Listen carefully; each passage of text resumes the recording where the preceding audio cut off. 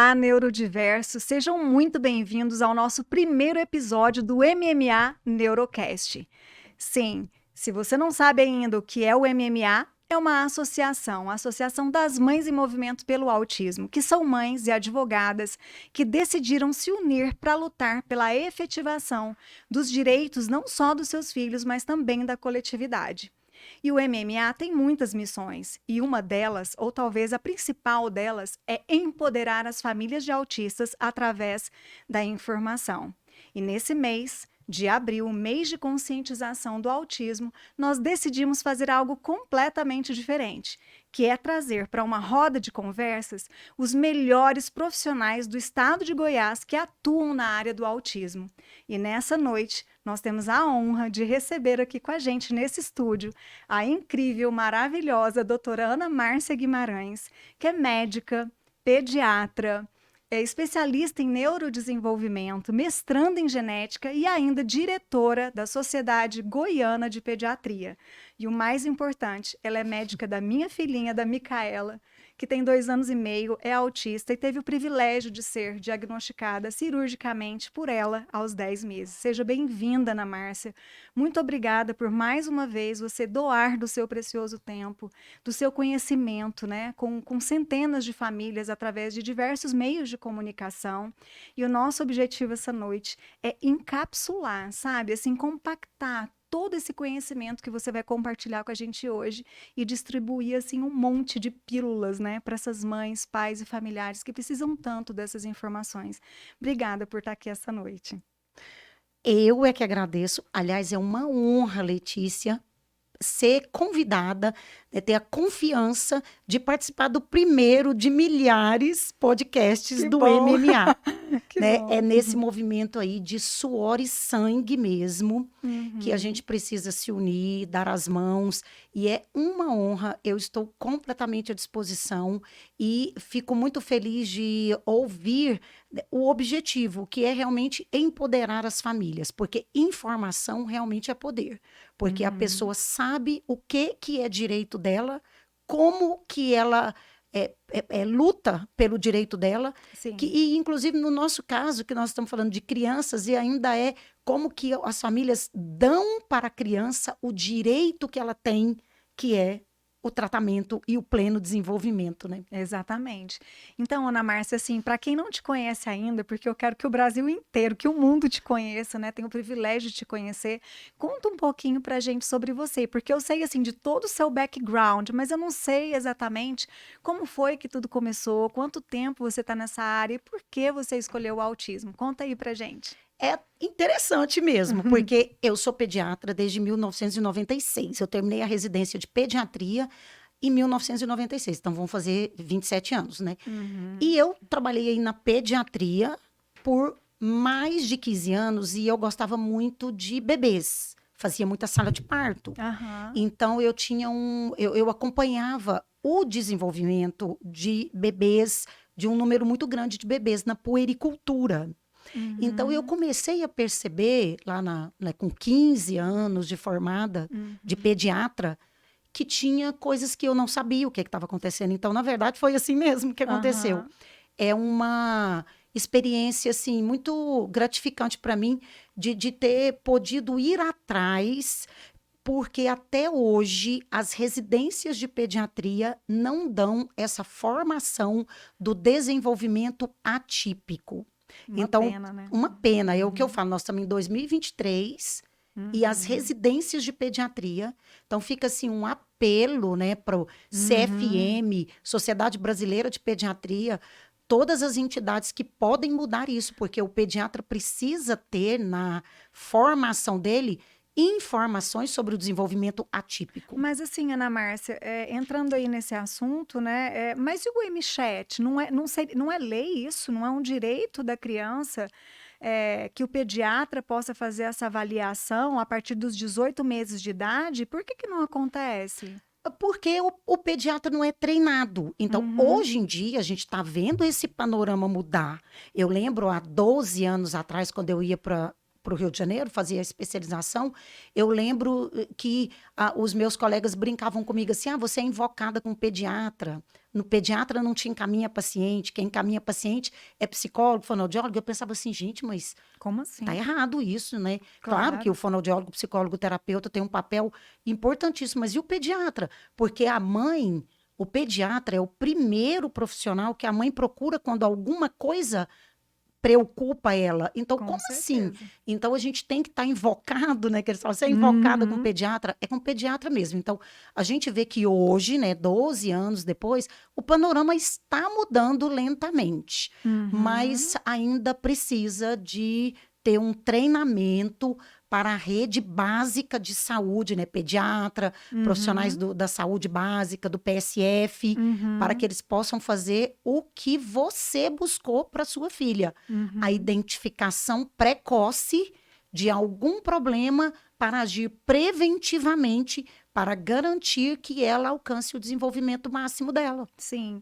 E Ana Márcia, você sabe dizer para a gente aqui se a Sociedade de Pediatria Goiana ela tem algum avanço nesse sentido de conscientização, de treino aqui no estado de Goiás? Tem alguma ação aí que vocês estão não sei, decidindo fazer, ou já fizeram para poder, né, trazer para mais perto do pediatra essa realidade que é assustadora, né, do número de diagnósticos de autismo? Sim, Vocês têm alguma coisa? Essa assim? prevalência aumentando tanto, né?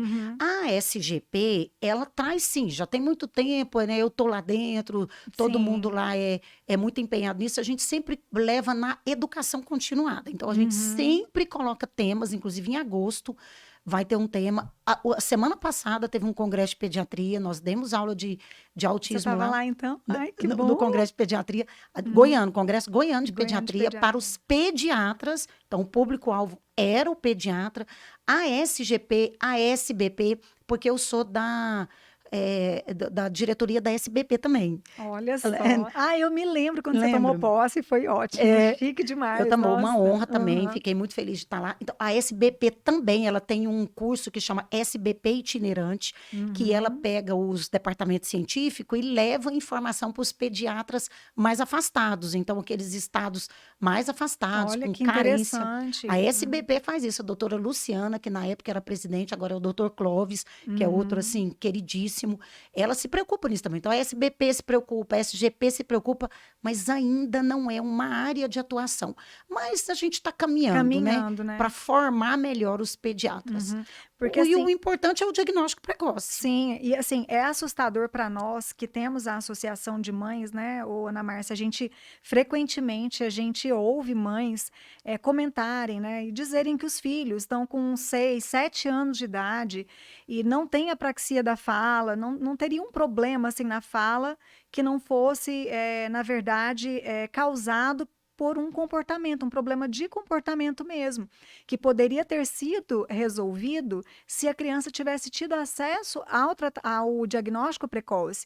E esses relatos de mães, assim, dói o coração da gente, sabe? Porque elas chegam e falam assim, olha, meu filho não fala, porque eu levei no pediatra com 2, 3 anos, e o pediatra mandou a gente embora para casa, falou que não era nada, sabe? Que cada criança tinha seu tempo. É desesperador saber que tem profissionais ainda tão mal informados. Sim. E, ao mesmo tempo, esperançoso saber que vocês estão tomando medidas, né, cada vez mais, assim, eficientes, né, para informar as pessoas. Sim. Também eu queria falar um pouquinho aqui lá no início, né, logo de início aqui, porque a gente está falando sobre o seu trabalho que você desenvolve.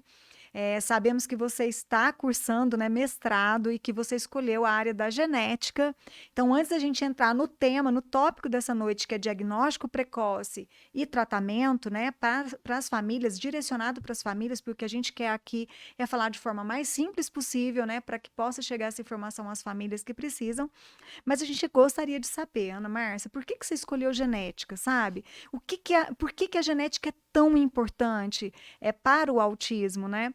E, assim, existe alguma esperança para nós em questões, assim, de identificação genética mais precoce ainda do que só avaliação clínica? O que você está estudando? Conta um pouquinho para a gente. A genética é outro desafio, né? Porque a genética do autismo é muito complicada. Mas foi por isso mesmo. diante dessa prevalência que vem aumentando assustadoramente, né? Você vê que a gente acabou de ver o CDC, que é o órgão de doenças crônicas dos Estados Unidos, um órgão de confiança que faz o trabalho né, científico, publicar que a prevalência aumentou mais ainda, agora é 1 para cada 36. É assustador, né? Assustador. Assustador. Nada no mundo, em termos de saúde, aumenta tanto. E o que assusta é porque a sociedade não está preparada para isso ainda, né? O poder Exatamente. público não está preparado, as pessoas não estão preparadas Isso. ainda para lidar com a complexidade, né, do autismo e tudo mais. Exatamente, os profissionais, a Também rede de não. apoio. Então, realmente, é isso mesmo. Então, assim, é um MMA, né? É uma luta É mesmo. uma luta, é um suor e sangue. Uhum. E, então, assim, é mais um desafio de entender quais as reais causas, as reais implicações, né? O que está por trás dessa prevalência tão alta, porque o autismo, todas as pesquisas, Letícia, então já se pesquisou vacina, que já caiu por terra, inclusive é muito importante que as famílias entendam que as vacinas não têm nenhum papel na gênese do autismo. Então, isso já foi provado, já caiu por terra. Vacina, já foi pesquisado medicação, antidepressivo, poluição, intoxicação, agrotóxicos, né, muitas coisas. Todas as pesquisas chegam à conclusão de que a única certeza que a ciência tem é da genética. Então, o autismo é genético, existe uma forte carga genética, uma forte vulnerabilidade genética e alguns gatilhos ambientais. Por exemplo, prematuridade. Então, a prematuridade é o principal fator ambiental para o espectro autista, porque ela desencadeia aquela vulnerabilidade genética. Entendi. Mas ainda não sabemos em qual região do genoma as mutações estão acontecendo. Então, ainda não é possível eu falar assim, ó, vamos olhar os genes tais, porque lá estão as mutações que estão causando o comportamento do autismo. Entendo. Então, a gente ainda não sabe, mas é importante todos os profissionais da área de saúde, principalmente os médicos, que alguns casos sejam investigados geneticamente, porque esse é o caminho para que a gente entenda qual é o papel da genética no autismo. E que bom que você já está nesse caminho, né? Para iluminar a nossa vida aí daqui a uns anos, quem sabe você descobre aí o genoma. Quem sabe você consegue identificar, né, Ana Márcia? Não, a ciência tem muita pesquisa nessa área e vai caminhando por aí. É isso aí. Ana, mas é o seguinte, vamos entrar então no tema dessa noite, né, que nós escolhemos, que é sempre um tema que as famílias sempre perguntam, né? Por que é tão importante, Ana Márcia? Conta pra gente o diagnóstico precoce. Nós sabemos que a Lei Berenice Piana, que é a lei que instituiu as políticas públicas para os autistas no Brasil, um dos primeiros itens ali, né, do direito do autista à saúde é o diagnóstico precoce, ainda que não definitivo. E tem uma razão científica para isso, né? Conta pra gente, Ana Márcia, e para o pessoal que está em casa aí também, por que é tão importante o diagnóstico precoce? Isso mesmo. Inclusive, Letícia, eu quero aqui, em público, fazer uma reverência ao jurídico, né? A vocês da área do direito, porque, assim, eu fico encantada com a Lei Berenice Piana. Eu fico encantada com uma pessoa que consegue entender a complexidade do desenvolvimento infantil. Para falar assim, ó, o diagnóstico é precoce, vírgula, ainda que não definitivo. Porque para essa lei, né, o que essa lei significa? O que quer dizer diagnóstico precoce ainda que não definitivo? Quer dizer que uma criança que tem atrasos no seu desenvolvimento, especificamente relacionada à área da comunicação social e padrões repetitivos, rígidos e alterações sensoriais, essa criança merece o diagnóstico de espectro autista. Porque se ela recebe esse diagnóstico preciso, ela tem acesso ao tratamento. E o tratamento precoce, ele é capaz de mudar o curso atípico do desenvolvimento dessa criança. Porque os fatores extrínsecos, ou seja, as terapias, a fonoaudiologia, a terapia ocupacional, a psicologia ABA, a abordagem ABA e Cada caso é um caso, psicomotricidade, musicoterapia, fisioterapia, né, todas as equipes interdisciplinares, esses fatores extrínsecos, eles são capazes de reorganizar as vias neurológicas que estão se desorganizando no desenvolvimento atípico. Então, eu sou capaz de interferir no desenvolvimento cerebral da criança. Que incrível, né? Se diagnosticado em tempo das janelas de oportunidade, da neuroplasticidade. Então, essa é a importância da diagnóstico precoce, ainda que não definitivo. E você falou aí de janela de neuroplasticidade. Explica um pouquinho mais sobre isso, Ana Márcia. Como é que começa isso, sabe? Tem um prazo, assim, para essas janelas se fecharem? Que prazo que é esse, né? Por que a gente tem que correr? E depois eu queria que você falasse um pouquinho também sobre o tratamento, né? Quais são os protocolos internacionais? Tá, então. A neuroplasticidade, ela mostra que o neurodesenvolvimento, então a criança, Letícia, uma criança, aos 3 anos, ela tem 75% do tamanho do cérebro de um adulto. Nossa. Olha só, em isso, 3 anos, o cérebro dela se desenvolve em conexão neurológica, em maturação, né, de vias neurológicas, em sinapses, onde um neurônio se liga a outro. Em 3 anos, ela já fez 75% do que o cérebro dela vai fazer a vida inteira. Meu Deus. Isso. Tem que correr com a Micaela, né? então. Falta só 2 meses para ela fazer 3 aninhos. A Micaela já tem garantido o pleno desenvolvimento dela. Graças a Deus, ela já você. E as terapias. E o Pacelli também, né? Não, é porque assim, como a gente está falando do diagnóstico precoce, né? Sem esse diagnóstico, ela jamais teria o direito de lutar, né, pelo acesso ao tratamento precoce, que é tão importante, né? Então, você me deu ali naquele dia de presente, né, a ferramenta que a Micaela precisava e que todas as crianças precisam para que a gente possa lutar, ou junto ao plano de saúde, ou ao SUS, ou através de tratamento particular, mas é aquele documento, né, que te dá o diagnóstico, que prescreve também o tratamento, que abre a porta, né, é o passaporte para você conseguir, né, ter acesso a esse tratamento. Então, a Micaela foi muito privilegiada e eu penso que todos os seus pacientes são, né? E eu espero que muitos médicos possam aprender cada vez mais sobre isso, porque essa é a porta. Então, ela teve esse acesso e ela está se desenvolvendo muito bem, graças a Deus. Muito bem. E a gente tem que lembrar que a gente está falando, né? A gente está se referindo no diagnóstico precoce de uma criança que tem um atraso, que tem um prejuízo, significativo. Né? Porque a gente vê por aí, às vezes, assim, uns defensores do não tratamento correto, que é intensivo, precoce, interdisciplinar. A gente vê, mas a gente agora vai ter que fazer isso com todo mundo. Não, nós estamos falando de crianças que têm prejuízos, que têm atrasos, que têm sinais evidentes de que ela não atingirá o potencial máximo dela se eu não intervir a tempo. Não estou falando de todo mundo, né? Sim. A gente não está vendo chifre na cabeça de cavalo, né? Sim. Nós estamos realmente falando de crianças que precisam, que necessitam.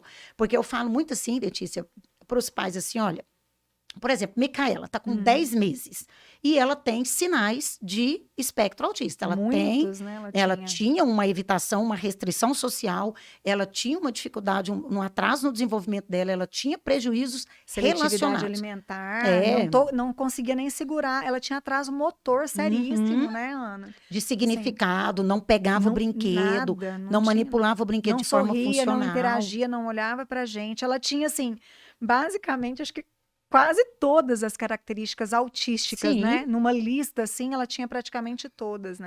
Exatamente. E ela era pequena, mas ela já apresentava evidentes sinais de atraso e prejuízos no seu desenvolvimento. Então, eu costumo falar assim, olha, nós temos 2 opções.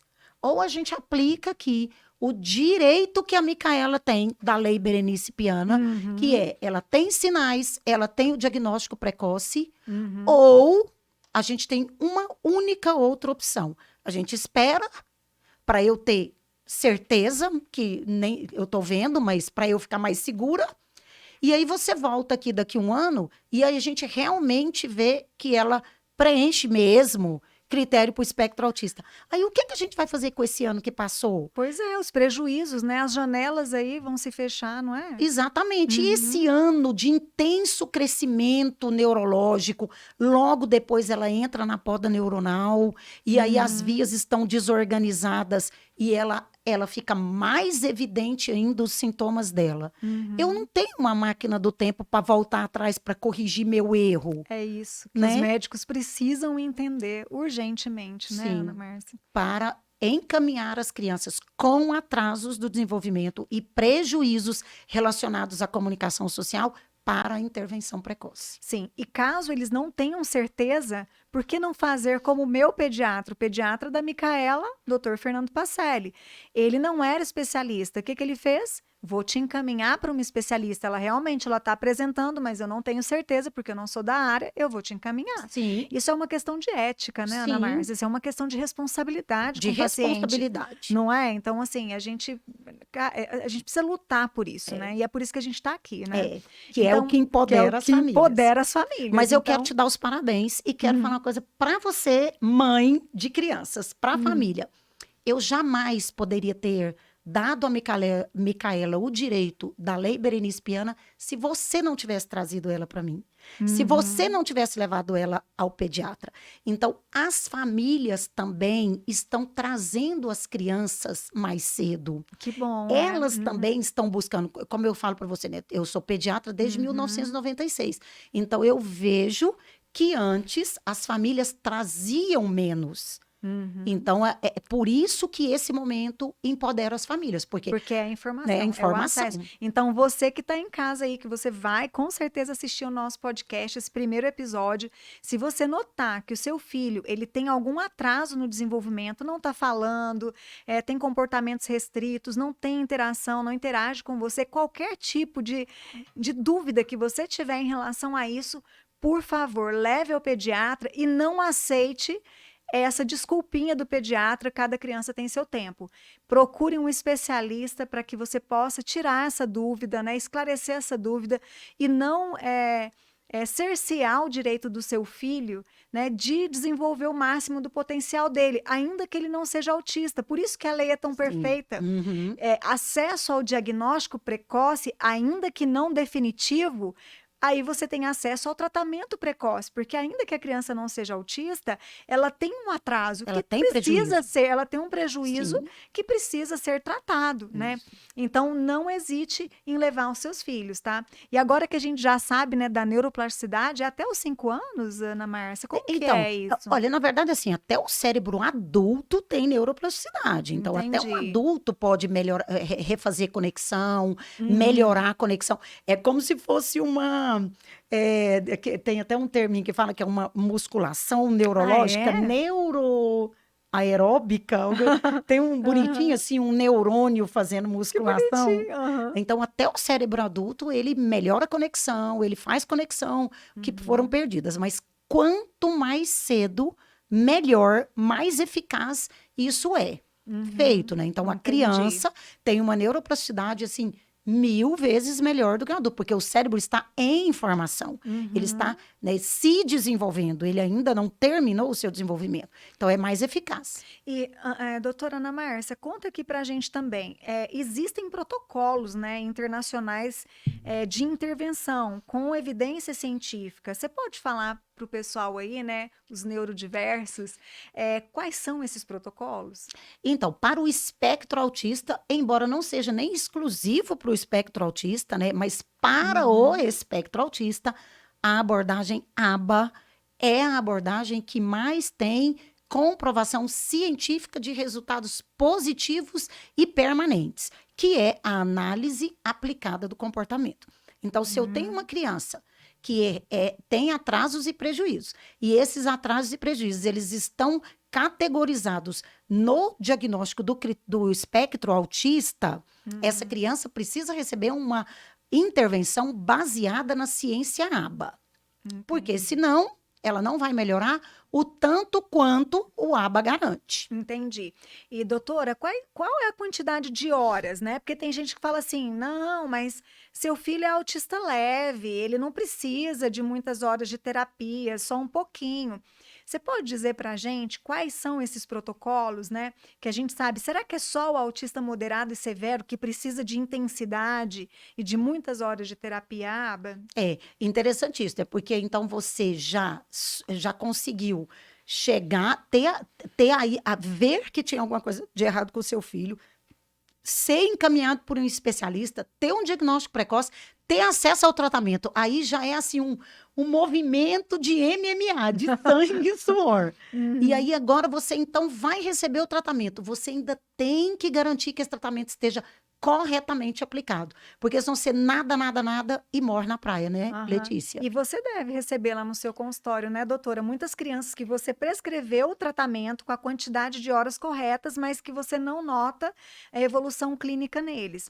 E não tem nada de errado com a ciência ABA, né? Tem a forma de aplicar isso, exatamente, porque o que adianta, né? Porque é igual, o cérebro é igual a qualquer outro órgão. Então, você tá com pneumonia, e aí o médico te prescreve um antibiótico certinho, a dosagem certinha, a posologia certinha. Só que aí você vai na farmácia e aí vamos supor que a farmácia fala, não, em vez desse aqui, você vai usar aquele ali.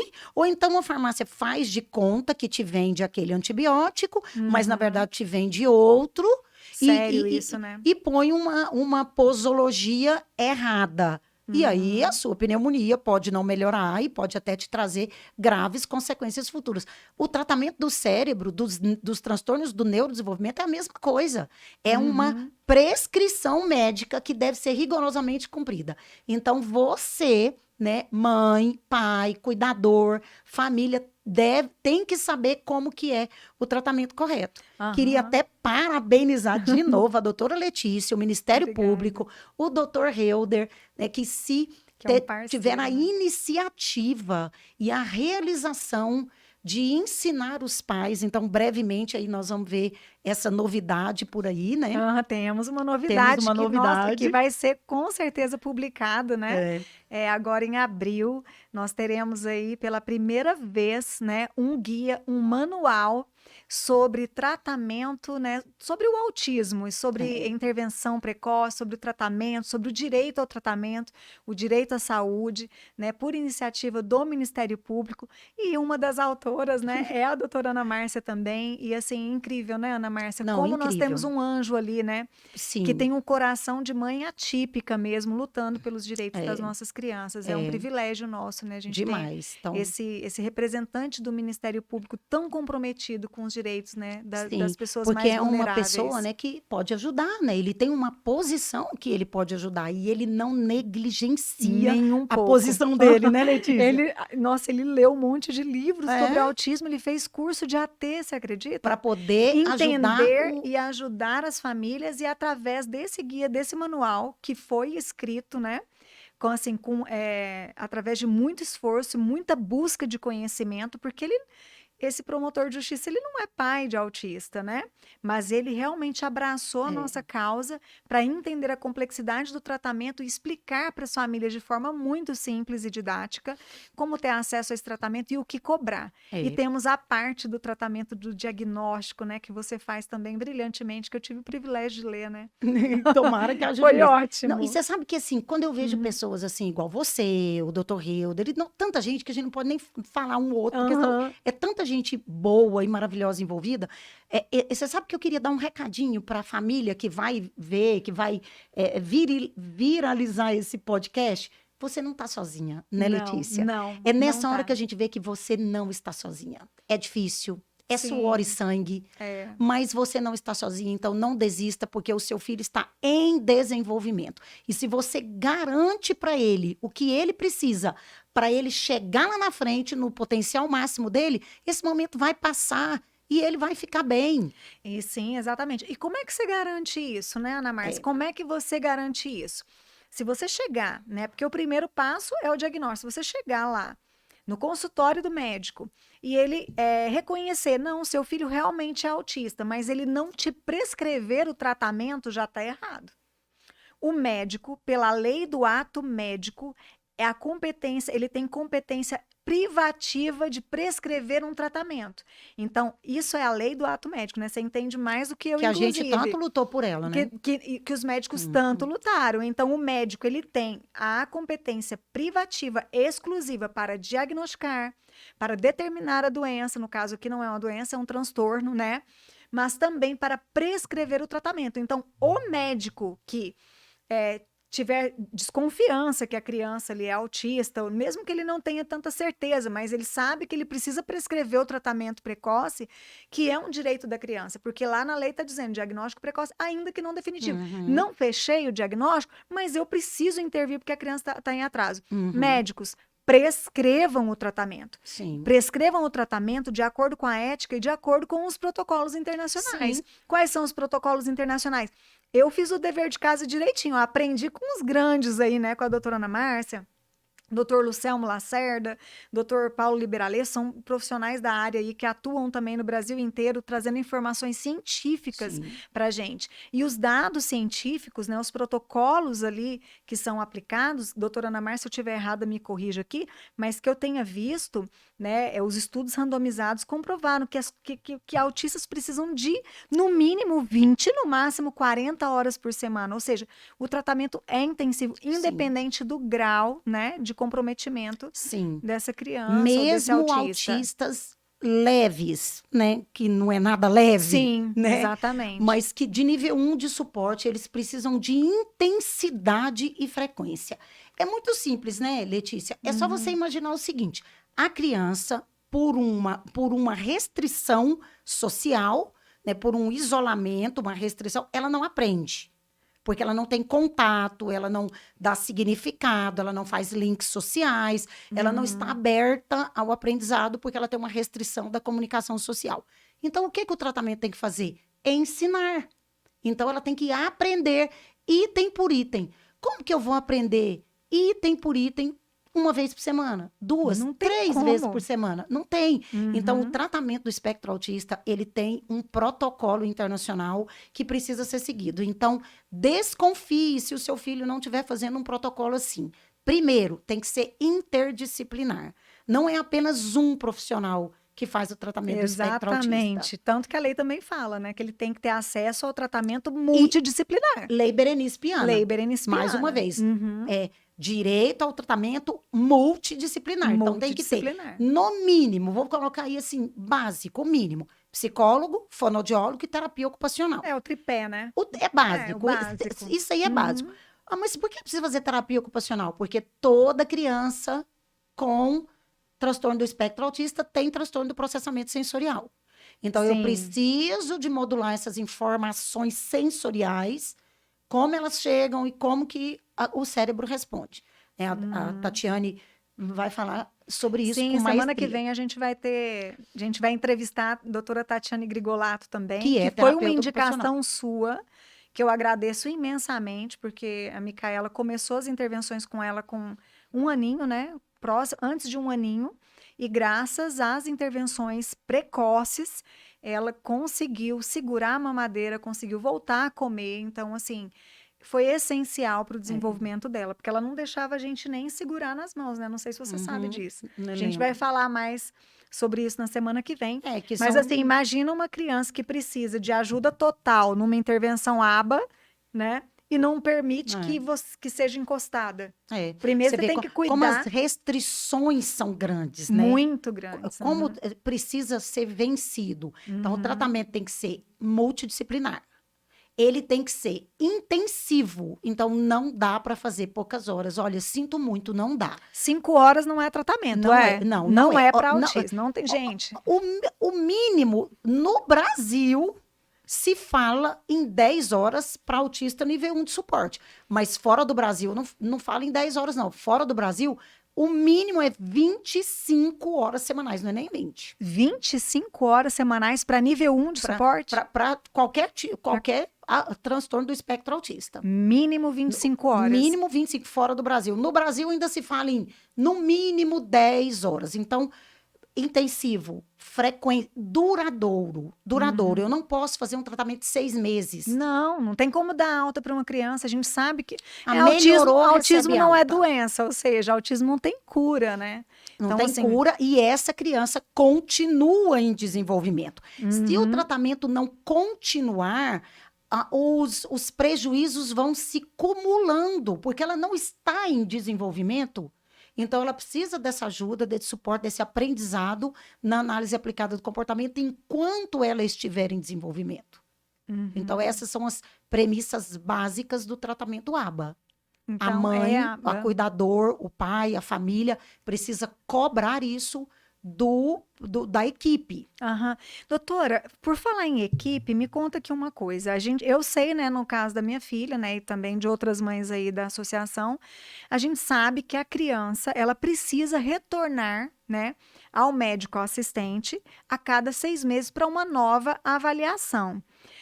Você acha que seria muito utópico a gente pensar, né, que eu sei que o médico assistente, ele é o chefe da equipe. É ele que deve direcionar essa equipe.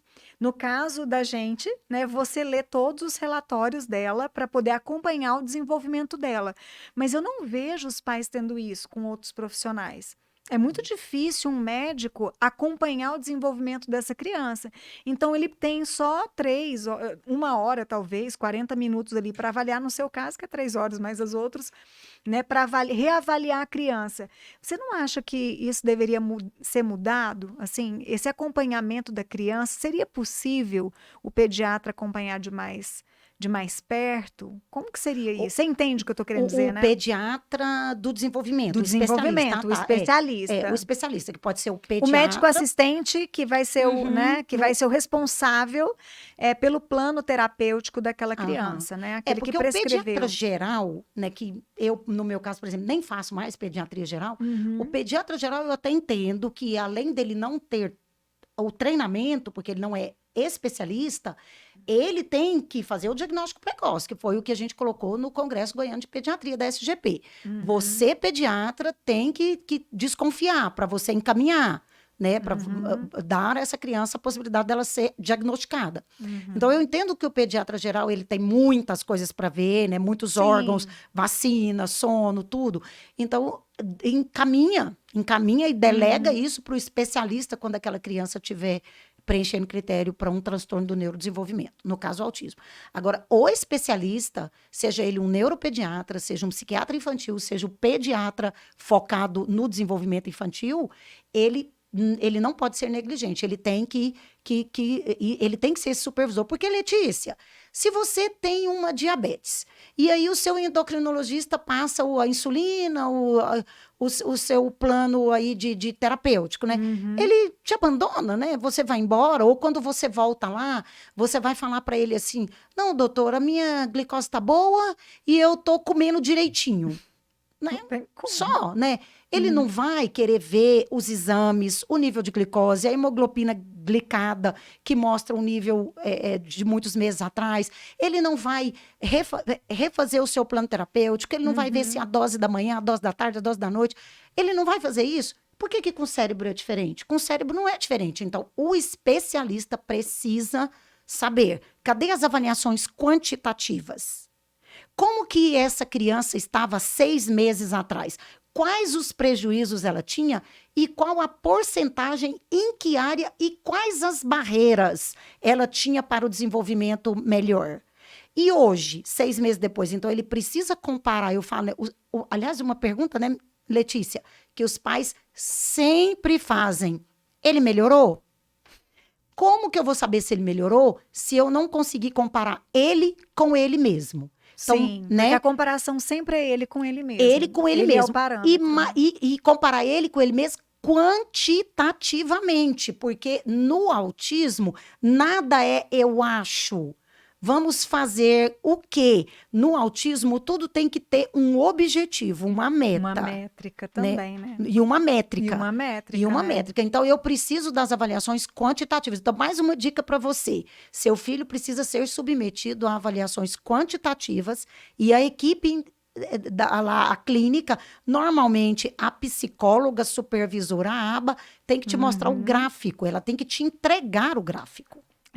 E o que a gente vê aqui, né, doutora Ana Márcia, que é muito triste, né? A nossa luta, a luta do MMA, o MMA surgiu, né, com essa indignação, né? Foi. Que foi a luta pelo acesso ao tratamento verdadeiro, aquele prescrito pelo médico.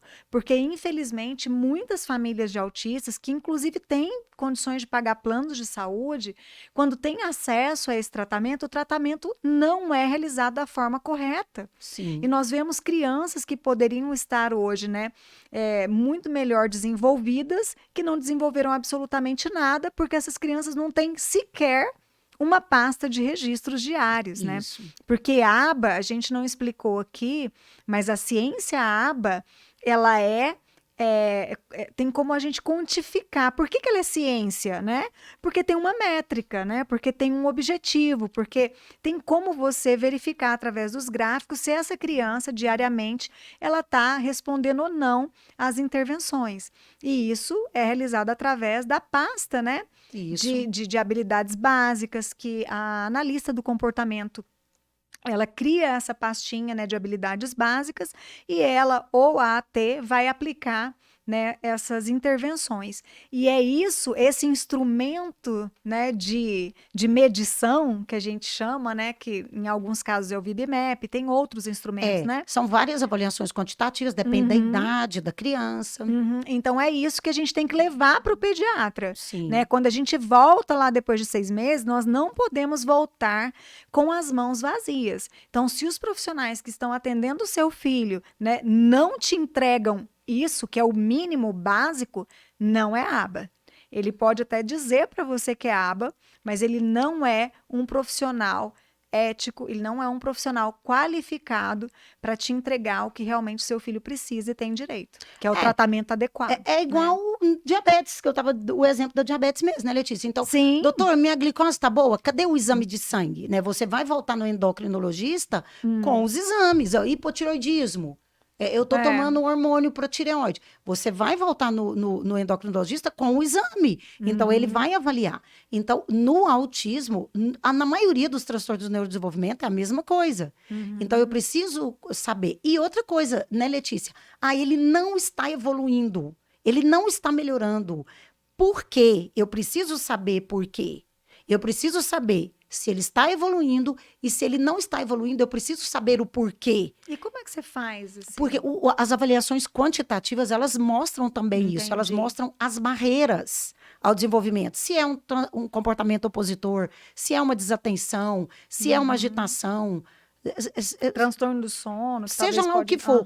Então, as avaliações, elas até isso, elas dão essa noção. Então, é muito difícil para o médico manejar se ele não tiver essas informações. Doutor, uma informação importante aqui que eu acabei de me lembrar. Quando a criança não está evoluindo, porque eu já vi casos de crianças que estão tendo o tratamento direitinho, mas elas não evoluem. Seria o caso de investigação, eu não sei qual seria, né? Eu estou falando aqui como uma mãe que não tem conhecimento, para que você possa explicar de forma detalhada, né? Para que outras pessoas também que não têm conhecimento possam entender, tá? Então, assim, tem algum exame genético que possa detectar, ou algum exame, não sei, uma avaliação neuropsicológica, você poderia falar... Talvez uma deficiência intelectual, algum outro problema, porque às vezes a criança não está desenvolvendo, mesmo que ela tenha acesso à aba verdadeira mesmo, né? A verdadeira ciência, com profissionais adequados, se não está desenvolvendo. Você costuma pedir esse tipo de exame? Como é que isso acontece? É muito importante, Letícia, essa colocação sua, porque realmente, né, às vezes a família aí pode ficar com a impressão assim, então se o meu filho receber o tratamento correto, o aba certinho, na intensidade, na frequência, na equipe interdisciplinar, ele vai ficar indistinguível de uma criança neurotípica? Nem sempre, porque realmente existem condições próprias do indivíduo. Então, depende de muita coisa. Depende de comorbidades ou não, de se a criança tem comorbidades ou não. Quais comorbidades? Déficit intelectual, hiperatividade, ansiedade, desatenção, a criança pode ter uma comorbidade, apraxia da fala. Então, ela pode receber o tratamento correto, mas ela tem uma condição individual que não possibilite que ela apresente a melhora que todo mundo gostaria que ela tivesse. Entendi. E aí, realmente, o que precisa acontecer com essa criança é que ela seja avaliada pelo médico mesmo. Talvez que ela volte ao médico mais cedo, que ela não espere os 6 meses. Né? É muito comum os terapeutas responsáveis e bons que a gente trabalha com eles pedirem para os pacientes voltarem antes de 6 meses. A terapeuta pediu para eu voltar e te falar que está preocupada porque ele não está evoluindo assim, assim, assim. E aí a gente vai unir forças e identificar um motivo. Se é só uma barreira, se tem uma comorbidade. Pode ser necessário, dependendo da idade e do problema, uma avaliação neuropsicológica. Por exemplo, para fazer o diagnóstico de déficit intelectual, eu preciso de uma avaliação neuropsicológica. Entendi. Porque precisa medir o QI dessa criança. E quem é que faz a avaliação neuropsicológica, doutora? A avaliação neuropsicológica... Quem as famílias procuram? É um psicólogo? Mas aí, assim, o médico pede, porque tem indicações específicas, precisas, né? E quem faz é o neuropsicólogo. Neuropsicólogo, o neuropsicólogo é o responsável por isso. Faz os testes da avaliação neuropsicológica, aí, né, umas 10 sessões, depois pega essa avaliação e a família volta no médico com a pastinha da avaliação neuropsicológica, que é uma ferramenta que tem várias informações para que eu entenda, dentro do quadro clínico daquela criança, o que está acontecendo com ela. Excelente. Então, é talvez imprescindível, né? Uma avaliação neuropsicológica em algum momento, Sim, né, da vida ali, né, dos primeiros anos do autista, para que o médico possa, talvez, né, não sei, ajustar o foco ali, né, do seu olhar clínico, né, para prescrever talvez algum outro tipo de tratamento, né? Porque ela vai mostrar todo o funcionamento mental daquele indivíduo, né? Então, ela é um exame bom, né? Que tem a sua indicação. Eu não acho que uma família tenha que fazer uma avaliação, assim, sem uma indicação. É igual um exame de sangue, né? Ele precisa ser interpretado. Então, é bom esperar o médico pedir, mas é uma ferramenta muito boa. Acabei de lembrar aqui que eu, né, soube recentemente que uma médica aí pediu um exame de sangue para uma mãe para poder fazer diagnóstico de autismo. Não sei o que ela pediu nesse exame, porque realmente o diagnóstico... Mas o diagnóstico é clínico. É clínico, não é? Clínico. Não, então, ela pediu um exame de sangue e também um eletroencefalograma. Que é outro exame importante, que pode ser necessário numa criança autista, mas que também não faz diagnóstico de espectro autista. Se for um autista que eu tenha uma suspeita de que está tendo algum tipo de crise convulsiva, não é uma crise de ausência, uma crise parcial complexa, uma crise durante o sono, aí eu vou precisar de um eletroencefalograma, mas porque é um autista que está tendo suspeita de crise convulsiva, não para fazer o diagnóstico. Então, esse pedido médico, né, para um exame de encefalograma não é para diagnosticar. Não é para diagnosticar. É para você talvez descobrir alguma comorbidade, alguma situação aí clínica que o autista já desenvolve, então. Sim, a mãe vai trazer uma queixa de um sintoma que eu posso imaginar que seja uma descarga elétrica, uma crise convulsiva, e aí eu vou pedir o eletroencefalograma, porque aquela criança, seja autista ou não, tem uma indicação para o eletro, mas ele não faz diagnóstico. Não é assim, ó, a criança tem o diagnóstico clínico de espectro autista, porque ela tem um déficit da reciprocidade social, ela tem uma restrição da comunicação social, e ela tem padrões rígidos, restritos, estereotipados de comportamento e alterações sensoriais, ela tem o diagnóstico clínico de espectro autista. Então, indiscriminadamente, eu tenho que fazer uma tomografia, um eletroencefalograma, o exame de sangue dosando um monte de vitamina e de metais pesados. Não, isso não existe em nenhum lugar do mundo de maneira séria, científica e responsável. Entenderam, né, gente? Então, se algum médico te pedir essa parafernália toda aí, você não está no caminho certo. Olha, né? queria dar uma dica, queria aproveitar assim essa grande oportunidade de falar uma coisa para você, família, desconfiem de médicos que falam assim, ó, só eu faço isso, eu descobri isso, eu criei tal coisa. A gente não cria nada, a gente não faz nada. A gente Ninguém inventou a aprende roda. com a ciência do mundo inteiro, né, Letícia? Com certeza. Então, eu replico na segurança do que o mundo inteiro me fala que é eficaz. Se eu quero criar alguma coisa, eu vou pesquisar, eu vou fazer parte do corpo científico. Né? Então, desconfie dessas promessas mirabolantes. O mundo inteiro te fala que o autismo não tem cura, eu vou melhorar os prejuízos e essa criança atingirá o potencial máximo dela. Ah, mas o doutor fulano disse que se eu fizer tal coisa, ele vai curar. Por que só ele cura? Desconfiem dessas. Quando a esmola é grande, o santo desconfia. E às vezes essa cura é tão cara, né, doutora? Pois tão é, além, o preço é tão alto, é tão né? alto, assim, fora da realidade econômica das famílias, isso. né? Tem muita gente descomprometida mesmo, né? E sem ética, né? Vendendo milagres. Vendendo aí, né? milagres, né? E isso não só no autismo, né, Letícia? Mas em qualquer coisa. Exatamente. Olha, conversem com o seu pediatra, com o especialista do seu filho. Pergunta para ele, doutor, isso, né? Perguntar, né? É muito bom perguntar. Sim. Doutor, me explica, por que tal coisa é verdade? Pode dar certo? O médico vai te explicar, respaldado pela ciência do mundo inteiro. Ele vai te mostrar até artigos científicos, se você quiser. Ele vai te explicar por que aquilo pode não estar sendo eticamente indicado, né? É só você perguntar. Gente, olha, a gente está chegando já no final, né, do nosso MMA Neurocast.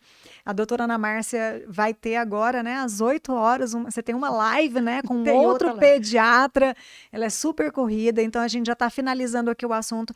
Gostaria de dizer para vocês que o assunto do autismo, né, ele é extremamente complexo e vasto como o universo, né? Então não dá para a gente abordar tudo, né, que é importante, que é relevante num episódio só.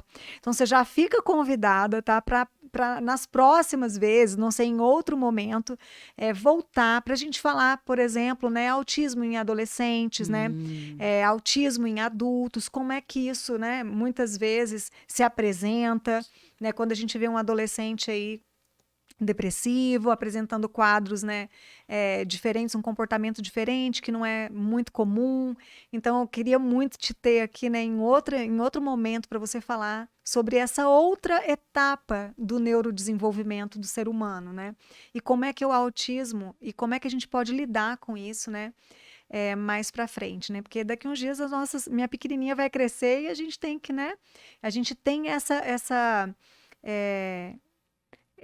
faixa etária, né, que a gente fala que é o adolescente, o adulto, que é um pouco esquecido também, né? A gente fala muito sobre a intervenção precoce, porque a gente quer evitar uma catástrofe futura aí, né, de ter indivíduos infelizmente improdutivos para a sociedade, que não sejam autônomos por conta da falta de acesso ao tratamento, mas hoje nós já temos, né, muitas pessoas que cresceram, que são autistas e que não encontram tratamento ou profissionais especializados na área também, né? Esse é um outro problema. Mas a gente vai trazer esse assunto, né, em outras oportunidades. Nossa, vai ser um prazer, porque realmente, às vezes, a gente faz o diagnóstico de um autista adolescente pela comorbidade, né? Sim. Ele chega deprimido. Entendo. Aí você vai ver, ele é autista. Né? Então, é o que você falou, que é uma extremamente pessoa importante, sofrendo, né? É uma pessoa sofrendo por Sim. causa de uma condição não diagnosticada. Tem alguma coisa errada aí, a gente precisa ver isso. Mas, assim, muito obrigada, Ana Márcia, mais uma vez. Foi maravilhoso passar esses momentos aqui com você. Eu queria te pedir, né, para você deixar aí, né, não sei, uma mensagem para as famílias, né, de autistas, nesse mês de conscientização, que venha do fundo do seu coração. E a minha mensagem para você do fundo do meu coração é que você continue iluminando, né, as vidas de dezenas e centenas de famílias com seu conhecimento, mas acima de tudo com seu amor, porque a gente vê amor em tudo que você faz, a gente vê amor em você, a gente vê compromisso, você é uma mulher destemida, uma médica que não tem medo de nada, o seu compromisso é com o seu paciente. Isso é muito raro hoje e nós somos muito gratas a você por isso. Eu sei que muitas famílias, elas vão ter o privilégio, né, e a felicidade de verem seus filhos se desenvolverem porque você teve esse compromisso, né, você foi ética, você agiu, né, como poucos hoje agem. Então, obrigada por tudo, de verdade.